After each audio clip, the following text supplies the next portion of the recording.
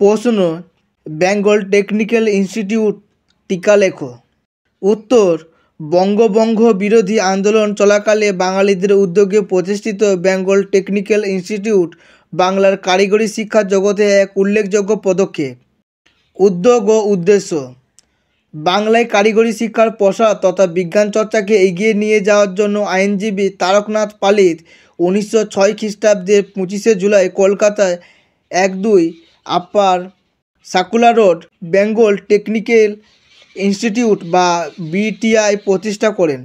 শিক্ষকবৃন্দ: এই শিক্ষা প্রতিষ্ঠানটির প্রথম অধ্যক্ষ ছিলেন প্রমথনাথ বসু এবং এর সভাপতি ছিলেন রাসবিহারী ঘোষ। প্রমথনাথ বসু, শরৎ দত্ত, যোগেশ ঘোষ প্রমুখ ছিলেন এর স্বনামধন্য শিক্ষক।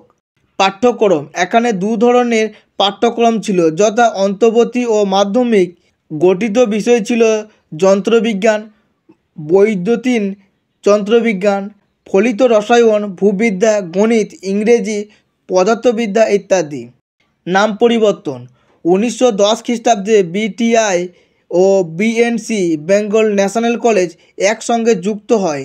এর নতুন নাম হয় সেন্ট্রাল ন্যাশনাল ইনস্টিটিউট এবং এটি জাতীয় শিক্ষা পরিষদের অধীনে পথ চলা শুরু করে।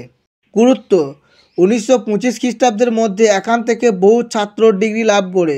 এখান থেকে গড়ে 100 জন ইঞ্জিনিয়ার তৈরি হতো, যাদের হাত ধরে ভারতে পেশাগত শিক্ষা হিসেবে কারিগরি শিক্ষার দ্রুত প্রসার ঘটে। ভিডিওটি ভালো লাগলে লাইক করবে, তোমার কোনো কিছু জিজ্ঞাসা থাকলে কমেন্ট করবে এবং এই ধরনের ভিডিও পাওয়ার জন্য চ্যানেলটিকে সাবস্ক্রাইব করে পাশে থাকা বেল আইকনটিতে ক্লিক করে দেবে। ধন্যবাদ।